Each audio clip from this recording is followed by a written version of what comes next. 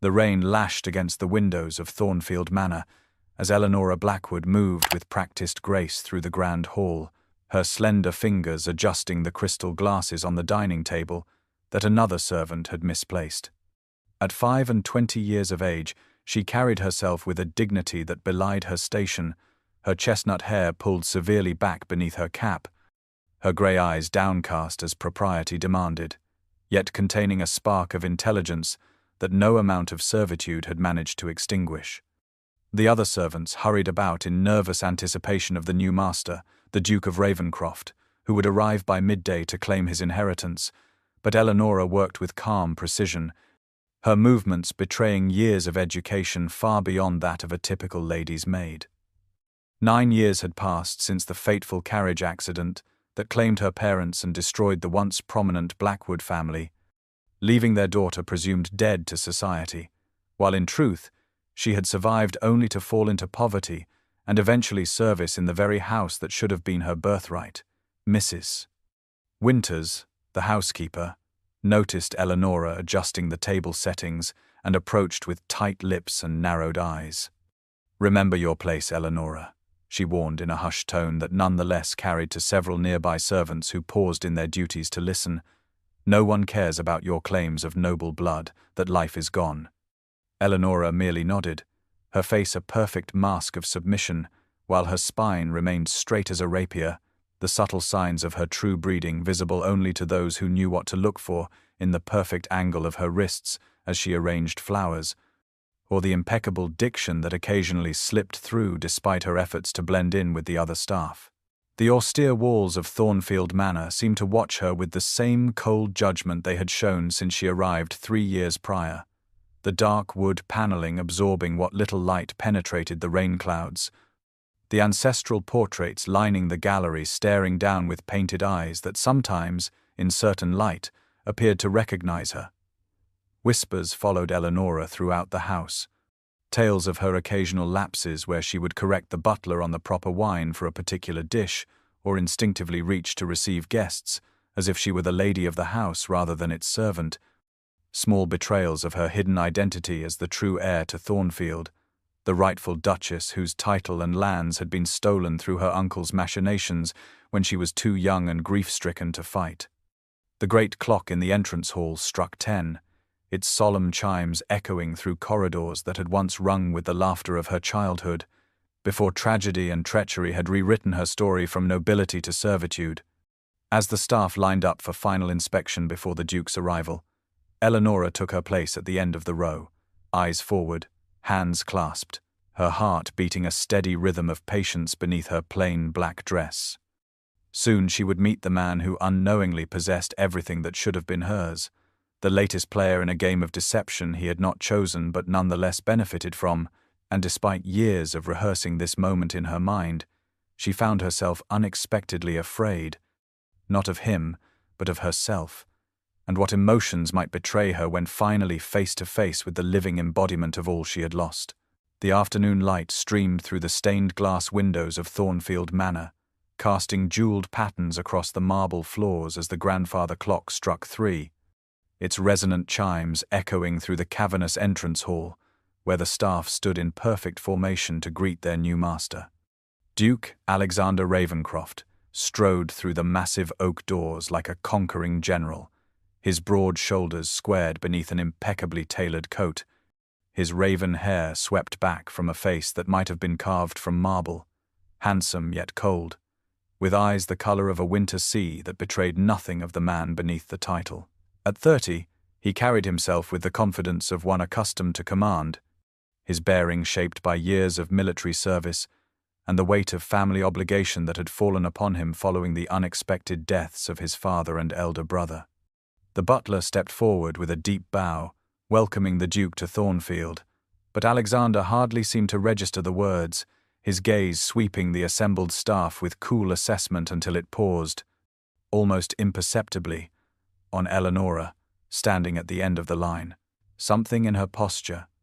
the way she held her head perhaps, or the stillness with which she awaited introduction, caught his attention like a false note in a familiar melody. When her turn came to curtsy, She performed the gesture with such perfect, fluid grace that the Duke paused, his eyes narrowing with an instinctive suspicion he could not immediately name or justify. Later, as Eleanora served tea in the library, Alexander watched her pour with precise movements that spoke of familiarity with fine things, her soft voice presenting each dish with flawless diction. His irritation grew as she moved about the room, her knowledge of its contents becoming apparent when she retrieved a requested book without hesitation from shelves she should not have known so intimately. The tension culminated in the portrait gallery, where Alexander found himself inexplicably drawn to a particular painting of a young woman whose eyes held a strange familiarity. That is the fourth Duchess of Thornfield, Elizabeth Blackwood, painted in 1790, Eleanora offered quietly when she noticed his interest, her voice dropping unconsciously into the educated tones of her youth. She was known for her patronage of the arts and establishing the extensive library for which Thornfield is still renowned. Alexander turned sharply, his expression darkening at this unsolicited history lesson from a mere servant. "You are nothing but a servant," he sneered, his voice cutting through the hushed atmosphere of the gallery. "Know your place." The words struck Eleanora like physical blows, each syllable a reminder of all she had lost, all that had been taken from her, yet she maintained her composure, only a momentary flash of fire in her grey eyes betraying the depth of her response before she lowered them submissively. "As you wish, Your Grace," she replied with another perfect curtsy, her voice modulated to appropriate civility, even as her heart hammered against her ribs with suppressed rage and something more complex. A strange awareness of him as a man, rather than merely the usurper of her birthright. The rain continued to lash against the windows, the darkening sky outside mirroring the oppressive tension within, as the staff exchanged nervous glances, sensing the peculiar undercurrent between their new master and the lady's maid who carried herself like a queen. Alexander dismissed her with a wave of his hand, yet found his gaze following her retreating figure, drawn by an inexplicable sense that there was far more to Eleanora Blackwood than a servant with ideas above her station. A mystery his logical mind could not yet comprehend, but that tugged at his awareness nonetheless, like a melody half-remembered from childhood, familiar yet frustratingly out of reach. Moonlight spilled through the tiny dormer window of Eleanora's attic chamber, casting long shadows across the sparse furnishings as she sat on the edge of her narrow bed, listening to ensure the house had fallen silent for the night. The room was barely large enough to contain the iron bedstead,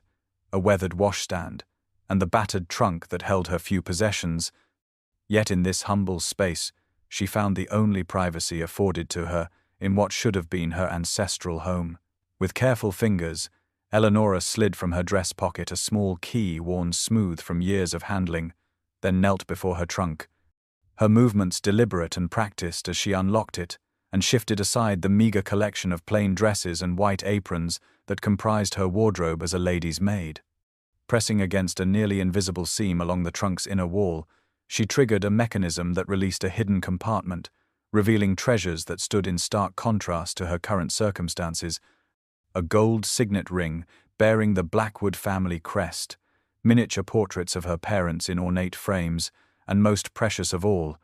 a leather folio containing documents that proved beyond doubt her identity as Eleanora Victoria Blackwood, rightful Duchess of Thornfield. Lifting the ring, she slipped it onto her finger where it caught the moonlight and seemed to transform her from servant to nobility in an instant, the weight of it familiar yet painful,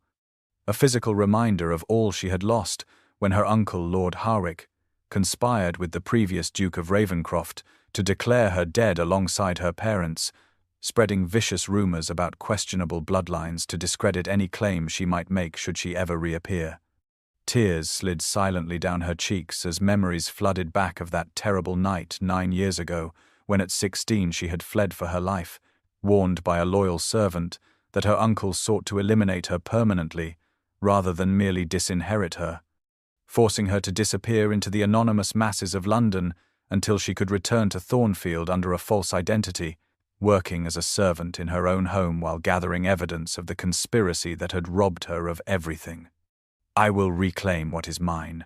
she whispered fiercely into the darkness, her fingers tracing the familiar lines of her father's portrait, not through scandal or revenge, but by finding the truth. Thornfield will know its rightful Duchess again. The moonlight seemed to intensify as she spoke, illuminating her face with an almost ethereal glow that revealed the noble bone structure so carefully concealed during daylight hours. The proud tilt of her chin and the intelligent determination in her eyes marking her as unmistakably aristocratic despite her humble surroundings. One by one, she returned her treasures to their hiding place, each item a piece of her true identity carefully preserved against the day when she could reclaim her birthright. Yet tonight her thoughts kept returning to the new Duke, whose icy demeanor had both infuriated and intrigued her, the man who unknowingly held the title that should have been her family legacy. Alexander Ravenscroft was clearly not the architect of the deception that had stolen her inheritance, his own father having kept him away at school and then in military service while the conspiracy unfolded, making him an unwitting beneficiary rather than an active participant in her downfall, a realization that complicated her feelings toward him in ways she had not anticipated when planning her return to Thornfield. Closing the hidden compartment with a soft click, Eleanora rose and moved to the window, gazing out over the moonlit grounds of the estate she knew intimately from childhood, her reflection in the glass wavering between the lady's maid she appeared to be and the Duchess she truly was, two identities separated by cruel circumstance, yet united in a single, unwavering purpose that would require all her courage, intelligence, and restraint to fulfill without destroying the very legacy she sought to reclaim. Thunder shook the windows of Thornfield Manor as lightning illuminated the library in harsh flashes, the tempest outside providing dramatic counterpoint to the sanctuary within, where ancient leather tomes lined the walls from floor to ceiling, and a generous fire crackled in the massive stone hearth, casting flickering shadows that danced across the polished oak shelves. Duke Alexander Ravenscroft strode into his library well after midnight, seeking solitude and perhaps solace in literature after a fortnight of frustrating estate business that left him restless and unable to sleep despite the lateness of the hour, only to find the room already occupied by a slender figure curled in his favorite wingback chair, so absorbed in reading that she remained unaware of his presence until he deliberately cleared his throat, causing Eleanora to start violently and nearly drop the gilt-edged volume cradled in her hands. "Your Grace," she exclaimed, rising swiftly and clutching the book to her chest like a shield, her grey eyes wide with alarm as she realized her transgression. "I beg your forgiveness for the intrusion. I thought everyone had retired for the night." Alexander opened his mouth to deliver the stinging reprimand such presumption deserved from a servant, only to find his attention caught by the title visible on the spine of the book she held. A rare first edition of Dante's Inferno in the original Italian that few in his acquaintance could read, much less appreciate. "How does a lady's maid know Dante in the original Italian?" he asked instead, genuine curiosity temporarily overriding his indignation as he stepped closer, noting with increasing interest the intelligent comprehension in her eyes, rather than the blank confusion such a question should elicit from someone of her station. "Perhaps, Your Grace, not all are born to the station in which you find them," she replied carefully, her posture straightening almost imperceptibly, betraying a dignity at odds with her plain black dress and white cap. Something in her measured response and the quiet defiance in her gaze compelled Alexander to extend the conversation rather than dismiss her. His own extensive education, recognizing a kindred intellect despite the inexplicable circumstances. "Tell me your thoughts on the text," he challenged, gesturing for her to sit as he took the opposite chair, his eyes never leaving her face as she hesitated, clearly weighing the risks of revealing too much against the unexpected opportunity to engage with the literature she so clearly treasured. Her response, when it came, was nothing short of revelatory, a thoughtful analysis of Dante's allegory that demonstrated not only fluency in Italian, but a sophisticated understanding of medieval philosophy and religious symbolism that left Alexander momentarily speechless. His anger transformed to fascination as they moved from Dante to Shakespeare, then to Milton, their discussion growing increasingly animated as the storm raged outside, creating an intimate bubble of intellectual communion, unlike anything he had experienced in the formal drawing rooms of London society. "You speak as one educated at Oxford, not as a servant," he observed when she passionately defended a controversial interpretation of Hamlet, her cheeks flushed with the fervor of intellectual engagement, her carefully maintained servant's diction having given way to the cultivated accents of aristocracy. Eleanora froze, suddenly aware of how completely she had lowered her guard, allowing her true self to emerge through the disguise she had so carefully maintained. The storm chose that moment to unleash a particularly violent thunderclap that shook the very foundations of Thornfield, the lights flickering precariously as she struggled to reconstruct her defenses under Alexander's increasingly perceptive scrutiny. "My father believed all should have access to knowledge regardless of birth," she offered finally, the partial truth easier to sustain than complete fabrication, especially under the intensity of Alexander's gaze, which now held something beyond mere curiosity, a reluctant admiration mixed with deepening suspicion that both thrilled and terrified her. As lightning illuminated the library once more, Alexander found himself studying the woman before him with new eyes, noting how the scholarly discussion had transformed her from invisible servant to compelling woman, her intelligence and passion rendering her beautiful in ways conventional prettiness could never achieve, while Eleanora realized with equal dismay that their literary debate had revealed not the cold, arrogant usurper she had expected, but a man of genuine intellectual depth and unexpected complexity, complicating her carefully laid plans in ways she had not foreseen when she first infiltrated her childhood home in search of justice. Crystal chandeliers cast brilliant light across Thornfield Manor's grand dining room, their faceted pendants throwing dazzling patterns over damask tablecloths and fine china, as 30 of society's most distinguished guests gathered for the first formal dinner hosted by the new Duke of Ravenscroft. Footmen in livery moved with choreographed precision between courses, silver trays balanced effortlessly as they served delicacies prepared by the French chef Alexander had brought from London specifically for the occasion. The opulence of the setting, designed to establish his position among the local gentry, while simultaneously honoring the ancient traditions of the estate he had inherited.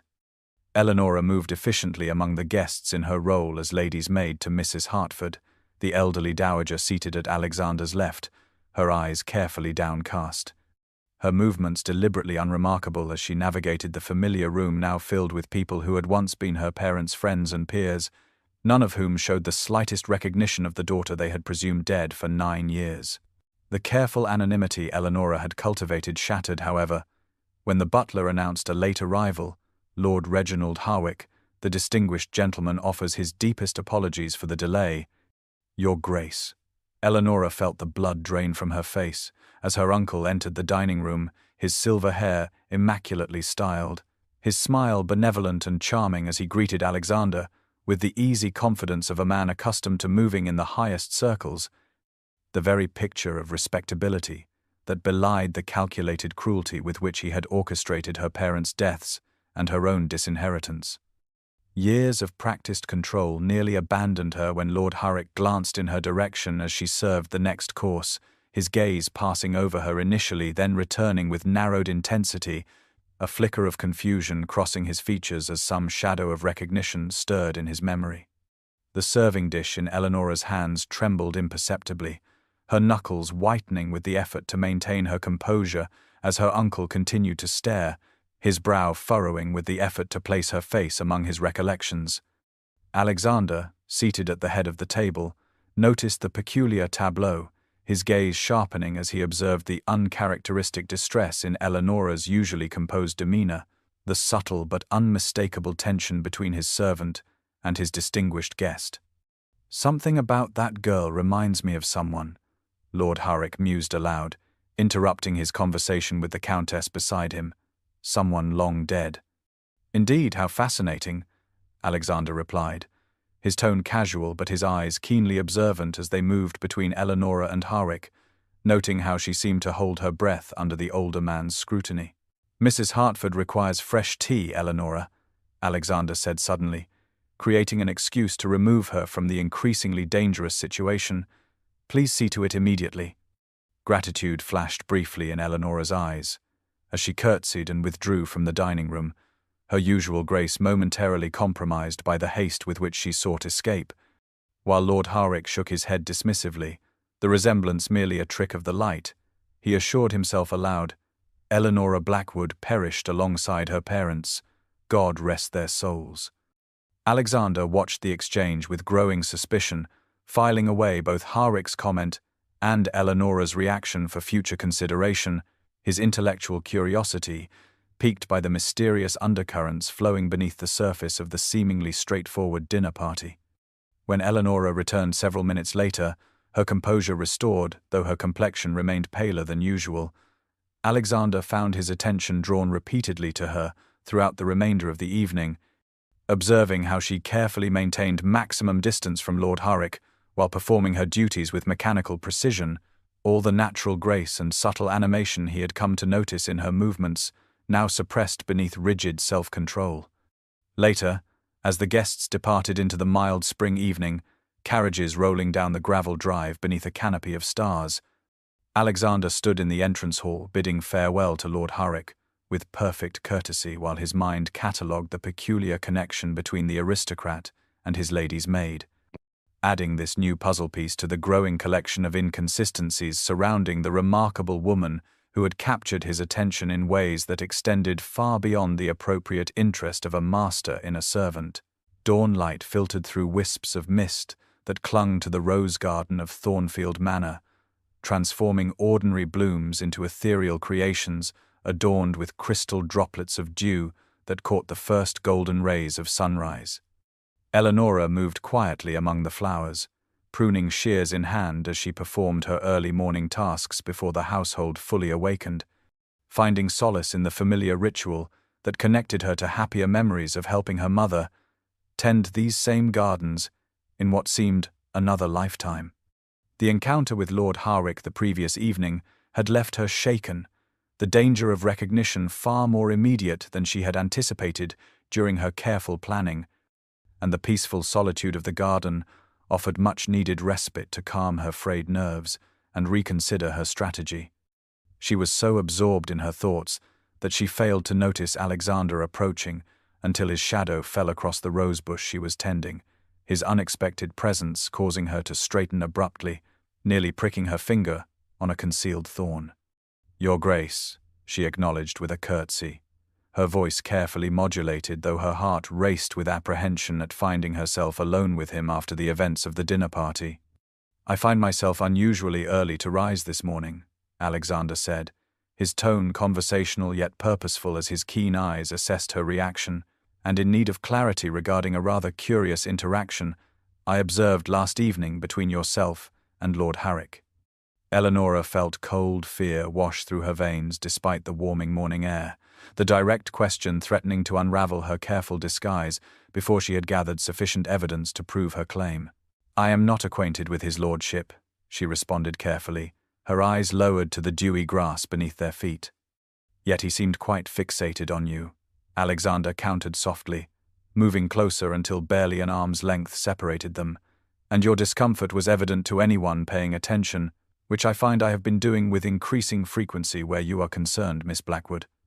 The use of her surname, so casually mentioned yet carrying the weight of her true identity, caused Eleanora to raise her eyes to his in alarm, finding not accusation in his gaze but genuine concern mingled with curiosity. "I believe you were born to more than this," Alexander admitted, gesturing to her servant's attire, "and I believe Lord Harwick has wronged you somehow. I find I cannot bear that thought." The unexpected compassion in his voice momentarily stripped Eleanora of her practiced defenses, the truth hovering dangerously close to her lips before caution reasserted itself. "Why would a duke concern himself with a servant's troubles?" she asked softly, her voice betraying more vulnerability than she had intended. "Because I have come to care what happens to you," he replied with disarming honesty, his hand moving to cover hers where it rested on the handle of the pruning shears, the simple contact sending an unexpected jolt of awareness through them both, causing Alexander to draw back slightly in surprise, while Eleanora fought to control her quickening breath. Under the weight of his steady gaze and the lingering warmth of his touch, Eleanora found herself offering a partial truth, her words carefully chosen to reveal without exposing her full identity. "I was born to a respectable family," she admitted quietly. "My father was a gentleman of good standing before financial ruin and death left me alone in the world. Lord Harwick was." She hesitated, seeking the right words, "acquainted with my family, and played some role in our downfall, though I was too young to understand the full extent of his actions at the time." Alexander listened intently, his expression shifting from suspicion to protective concern as she spoke, the pieces of her story aligning with his own observations of her unusual refinement, while still leaving much unexplained. "I shall look into Lord Harwick's dealings," he promised impulsively, his voice low and fierce with unexpected protectiveness. "No one under my protection shall suffer continued injustice, especially not someone of your," he paused, searching for the right word, "exceptional quality." The mist began to burn away around them as the sun rose higher, illuminating dewdrops on rose petals like scattered diamonds, the tranquil garden bearing witness to this fragile new understanding between them. No longer master and servant, but two people standing on the cusp of an alliance neither had anticipated, while beneath their cautious words and careful distance flowed a current of attraction both were reluctant to acknowledge, yet increasingly powerless to deny. Summer sunlight filtered through dusty windows in the London solicitor's office as Alexander Ravenscroft leaned forward across the polished mahogany desk, his voice low but insistent, as he questioned the elderly Mr. Whitfield about the legal specifics of his inheritance, the first of many inquiries that would occupy the Duke over the coming weeks, as he methodically pursued the truth behind Eleanora's cryptic revelations in the Rose Garden. The investigation led him from the formal elegance of legal chambers to the stifling confines of county record offices where ancient ledgers yielded their secrets reluctantly, the musty scent of forgotten documents filling his nostrils as he pored over birth records, death certificates,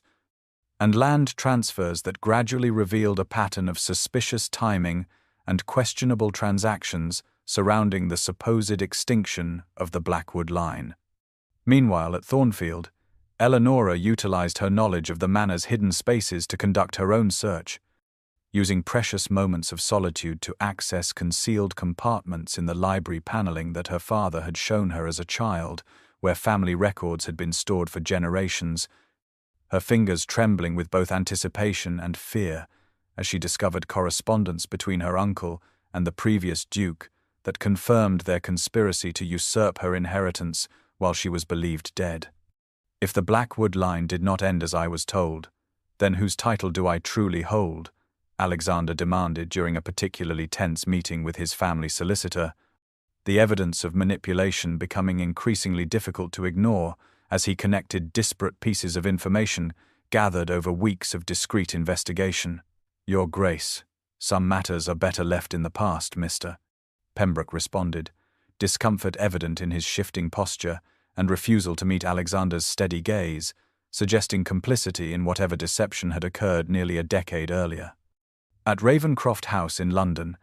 Alexander discovered his late father's private journal locked in a secret drawer of his desk, the entries describing with disturbing pragmatism the opportunity presented by the tragic death of the Blackwood couple and the disappearance of their daughter, presumed dead though no body had ever been recovered. The casual mention of this critical detail causing Alexander's blood to run cold as he considered the implications. During these same weeks, the relationship between Alexander and Eleanora evolved in subtle yet significant ways, their occasional encounters in the library or gardens charged with unspoken understanding,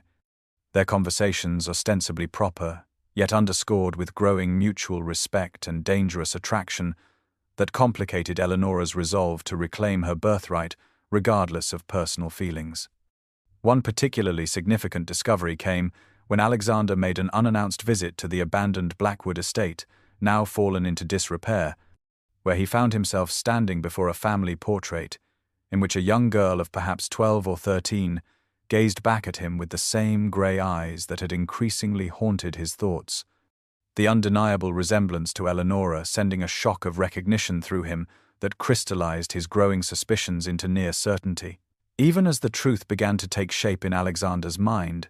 Eleonora uncovered the final piece of evidence she had been seeking, a legal document bearing the signatures of both her father and the previous Duke of Ravenscroft, detailing the specific terms of entailment that bound Thornfield to the Blackwood bloodline in perpetuity, making her not merely the rightful owner of the estate, but the legitimate holder of the title that Alexander now possessed. A revelation that should have brought triumph, but instead filled her with conflicted emotions as she considered the man whose life would be upended by her claim, a man whose intelligence, integrity, and unexpected kindness had gradually transformed him in her eyes from usurper to unwitting victim of the same conspiracy that had destroyed her family. Standing in the great gallery of Thornfield one evening as summer rain pattered against the windows, Alexander studied the portrait of Elizabeth Blackwood that Eleonora had identified on his first day, noting with new awareness the familial resemblance that connected the long-dead Duchess to the remarkable woman who had entered his life disguised as a servant, yet had slowly, inexorably captured both his intellectual respect and his reluctant heart, the weight of approaching revelation hanging heavy in the air like the gathering storm clouds outside, promising both cleansing truth and devastating consequences that neither could fully anticipate or prepare for. Lightning flashed across the night sky, momentarily illuminating the vast portrait gallery of Thornfield Manor, with harsh brilliance that made the painted eyes of generations of Blackwoods seem to follow the two figures standing in confrontation beneath their watchful gaze. Rain lashed against the tall windows with percussive fury as thunder shook the ancient foundations of the house, nature itself providing dramatic accompaniment to the scene unfolding within. Alexander Ravenscroft paced the length of the gallery, his tall figure casting long shadows across the polished floor as he struggled to contain the tumult of emotions unleashed by weeks of investigation that had led him inexorably to this moment, to this woman, to a truth that threatened to shatter everything he believed about his title, his inheritance, and his very identity. "I have been to the abandoned Blackwood estate," he said finally, his voice low but carrying clearly above the storm. "I have seen the family portrait there, a portrait containing a young girl with your eyes, your bearing, your unmistakable resemblance to the woman in this very gallery." He gestured sharply toward the painting of Elizabeth Blackwood, the resemblance between the long-dead Duchess and Eleonora now glaringly obvious once one knew to look for it. Eleonora stood motionless before him, no longer in servant's attire, but dressed in a simple grey gown borrowed from the housekeeper, her chestnut hair falling loose about her shoulders, her posture regal, despite the modest clothing, as she faced the moment she had both dreaded and anticipated since her return to Thornfield. "I have spoken with solicitors in London, examined records of births and deaths, consulted witnesses who were present at your parents' funeral," Alexander continued, his words gaining momentum as he released the conclusions that had been building within him for weeks. "All evidence points to one impossible, yet undeniable conclusion." He stopped directly before her, his eyes searching her face with an intensity that seemed to penetrate all remaining barriers between them. "You are the lost Duchess of Thornfield," he said in wonder, "and I am nothing but a usurper." Eleonora had prepared herself for many possible reactions, for anger, disbelief, even violence, but the raw wonder in his voice, the absolute acceptance of her claim without hesitation or challenge, left her momentarily speechless. "No," she managed finally, her eyes filling with unexpected tears as the weight of concealment lifted from her shoulders after so many years of hiding. "You are the man who saw me when I was invisible to the world." Alexander stared at her for one breathless moment, then in a gesture that shocked them both, lowered himself to one knee before her, his head bowed in formal acknowledgement of her true rank. The proud Duke, humbling himself before the servant girl now revealed as the rightful mistress of all he had believed was his. "I never wanted this revelation to come as a blow to you," Eleonora confessed, her voice trembling slightly as she resisted the impulse to raise him from his subservient position. "I sought justice, not revenge. You were never the architect of the conspiracy that stole my birthright." "You deceived me," Alexander said, rising slowly to his full height. Yet his tone held more admiration than accusation as he regarded her with new understanding. You infiltrated your own home as a servant, endured countless indignities, including my own arrogance, all while gathering evidence to reclaim what was rightfully yours. Your courage is extraordinary. Outside, the storm began to abate, the lightning flashes becoming less frequent, the thunder more distant, as if nature itself recognized that the turbulent revelations within the gallery were reaching resolution. I have documents proving my claim, Eleanora offered quietly. Correspondence between my uncle and your father, the true will of my parents, birth records and legal entailments, binding Thornfield to the Blackwood bloodline, all that is needed to establish my identity beyond question. I require no documents, Alexander replied with unexpected gentleness. I know the truth when I see it standing before me. The question that remains is not your identity but what happens now, how we proceed with this knowledge that changes everything between us. Eleanora gazed up at him, suddenly aware of how close they stood to one another, how the revelation of her true self had not created the expected distance, but instead had somehow bridged the final gap between them, transforming them from master and servant into equals facing a shared dilemma. The storm outside had calmed to gentle rain, its soft patter against the windows creating an intimate atmosphere within the gallery, where the portraits of Eleanora's ancestors seemed to bear silent witness to this pivotal moment when truth, long suppressed, had finally emerged, not as a weapon of destruction, but as a foundation for something neither had anticipated, when their paths first crossed in this very room, something that transcended titles and inheritance to touch the hearts beneath the social roles they had been assigned. Thornfield Manor's grand ballroom blazed with light from 100 crystal chandeliers, their brilliance reflected in polished marble floors and gilt mirrors that transformed the space into a glittering wonderland, as the cream of county society gathered for what they believed was merely the formal introduction of the Duke of Ravencroft to local nobility and gentry. Ladies in silk gowns of every imaginable hue moved like exotic butterflies among gentlemen in impeccable evening attire, their jewelry catching the light with every gesture, their laughter and conversation creating a pleasant hum of sociability beneath the elegant strains of the orchestra positioned on the mezzanine above. Alexander stood at the entrance to the ballroom, watching the assembled guests with outward calm that belied the gravity of what would soon unfold, his formal attire immaculate, his bearing regal, yet somehow different from his usual cold reserve, as if an inner fire had been ignited within him that could no longer be concealed. At precisely 9 o'clock, the butler struck his staff upon the marble floor 3 times, the sharp report causing conversation to falter, and heads to turn expectantly toward the grand staircase where Alexander now stood, commanding attention without effort as the orchestra fell silent. "Ladies and gentlemen," Alexander began, his deep voice carrying clearly to every corner of the vast ballroom, "I have invited you here tonight, not merely for social pleasantries, but to bear witness to the correction of a grave injustice perpetrated nearly a decade ago, an injustice in which my own family played a regrettable role." Murmurs of confusion rippled through the crowd, as Lord Harwick, positioned near the refreshment table, grew noticeably pale, his fingers tightening around his champagne glass, as Alexander continued. "For too long, the truth has remained hidden behind lies and deception, but tonight we shall restore what was wrongfully taken and acknowledge the rightful mistress of Thornfield." With these words, Alexander extended his hand toward a side door, from which emerged Eleanora, no longer in servant's attire, but dressed in a gown of deep blue velvet that had belonged to her mother, her chestnut hair arranged in an elegant style befitting her true station,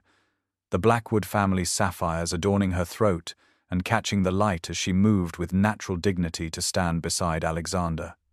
"I present to you Eleanora Blackwood, rightful Duchess of Thornfield," Alexander announced into the stunned silence, his voice ringing with pride and conviction as he placed her hand upon his arm.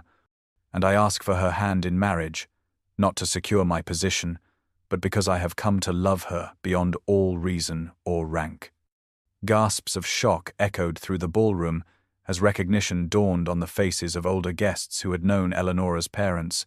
while Lady Whitmore and her companions, who had so often looked down upon the quiet lady's maid, stood frozen in scandalized disbelief. Lord Harwick, his composure crumbling under the weight of public exposure,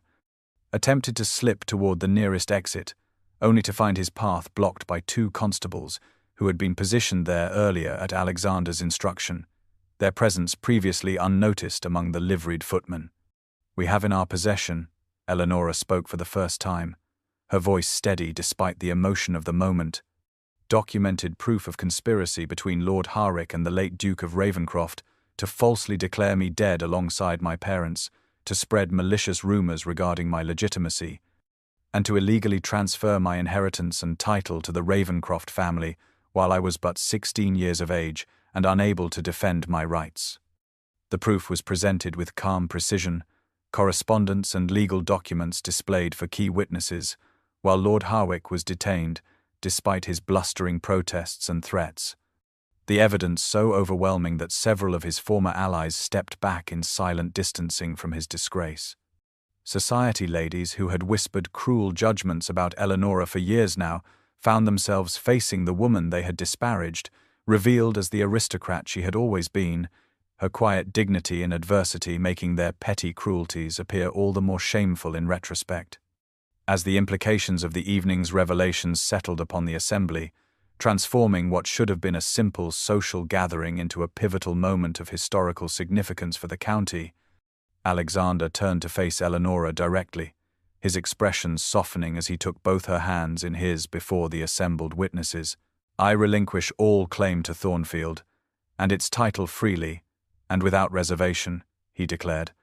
"acknowledging you as its rightful mistress. Yet I ask that you consider joining our families through marriage, uniting our houses not through deception but through love, freely given and received." The opulent ballroom, designed and built by Eleanora's ancestors centuries earlier, seemed to hold its breath as she gazed up at the man who had first dismissed her as nothing but a servant, only to recognize her worth, defend her claim, and ultimately offer his heart alongside the justice she had sought for so long. "Yes," she replied simply, her voice clear and carrying to the furthest corners of the hushed room. "Yes, Alexander, I will marry you, as equals in both rank and heart." The announcement was met first with stunned silence, followed by cautious applause that grew in strength as the aristocracy, ever adaptable to changing circumstances, recognized that witnessing the restoration of the true Duchess of Thornfield had transformed them from mere party guests into participants in a historic moment that would be recounted in county histories for generations to come. Summer sunlight bathed the gardens of Thornfield Manor in golden radiance, transforming the carefully tended landscape into a paradise of color and fragrance as roses climbed ancient stone walls, lavender bordered immaculate pathways, and wildflowers danced among carefully cultivated blooms in the natural garden that had been Eleanora's first restoration project upon reclaiming her ancestral home. 1 year had passed since the dramatic confrontation in the ballroom that had exposed Lord Harwick's conspiracy and restored Eleanora Blackwood to her rightful place as Duchess of Thornfield, a year of healing, renewal, and transformation that had affected not only the estate, but all who dwelled within its boundaries. Eleanora moved with serene confidence among the garden beds, the simple elegance of her mourning dress complemented by the delicate Duchess coronet she wore for the annual tenant celebration later that day. Her instructions to the head gardener regarding preparations delivered with the perfect balance of authority and kindness that had endeared her to the staff who had once known her only as a fellow servant. Alexander watched from beneath the shade of an ancient oak tree, his expression filled with quiet pride and profound love as he observed his wife in her element, the woman who had entered his life in disguise, yet had revealed herself to be his perfect match in intellect, courage, and compassion, their marriage of equals proving far more fulfilling than the cold dynastic union he had once expected would be his fate. Eleanora caught him watching, and a becoming blush colored her cheeks, still not entirely accustomed to being the object of such open admiration despite a year of marriage to a man who made no secret of his devotion. her gaze softening as she excused herself from the gardener and crossed the sunlit lawn to join her husband beneath the spreading oak. From servant to Duchess, Alexander mused as she approached, taking her hand and raising it to his lips in a gesture that never failed to quicken her pulse. Though you were always the latter, were you not? And you, my love, have proven that true nobility lies not in title but in one's actions. Eleanora responded with a warm smile. You were a true duke even when you thought yourself an usurper. Their conversation turned to plans for the educational foundation they were establishing with portions of both their fortunes, designed specifically to assist those who, like Eleanora, had fallen from social position through no fault of their own, providing training and opportunities that might preserve their dignity while helping them rebuild their lives. The scandals surrounding Lord Harwick's exposure and subsequent trial had revealed several other victims of his machinations, young people dispossessed through similar conspiracies, who now looked to the Duke and Duchess of Thornfield as champions of justice and restoration, a responsibility both Alexander and Eleanora embraced wholeheartedly. I received another letter from Lady Margaret Fontwell, Alexander mentioned as they strolled arm in arm through the garden that had once been Eleanora's refuge and was now their shared joy. Her case against her stepbrother progresses well with our solicitor's assistance. She may reclaim her family property by Christmas. Eleanora's expression brightened at the news, her natural empathy for those in circumstances similar to her own ordeal, evident in the animation of her features as she discussed ways they might further assist the young woman's reintegration into society once her legal battles concluded. Thornfield itself seemed to glow in the summer light, its ancient stones warmed by more than mere sunshine as laughter echoed through halls that had once been cold and forbidding, the manor transformed from a symbol of stolen privilege to a beacon of justice restored, its windows gleaming with welcome rather than watching with suspicion as they had on that rainy morning 1 year earlier, when Eleanora had stood among the servants awaiting the arrival of the man she believed her enemy, never imagining he would become her greatest champion and most beloved companion. As they reached the rose garden where their relationship had first begun to change from antagonism to alliance, Alexander drew Eleanora into his arms. Unconcerned with propriety now that they were hidden from view by fragrant walls of climbing roses, his kiss conveying all the depth of feeling that continued to grow between them with each passing day. When they finally parted, Eleanora remained within the circle of his embrace, her head resting against his chest as birdsong, and distant voices from the estate created a gentle symphony around them, the peaceful moment encapsulating all they had overcome and all they had built together, a love born of adversity yet flourishing in truth, a partnership of hearts and minds that had transformed them both from cautious adversaries to devoted spouses who faced the future not as servant and master, usurper and victim, but as equal halves of a whole that was greater than either could have imagined when fate first brought them together beneath the roof of Thornfield Manor.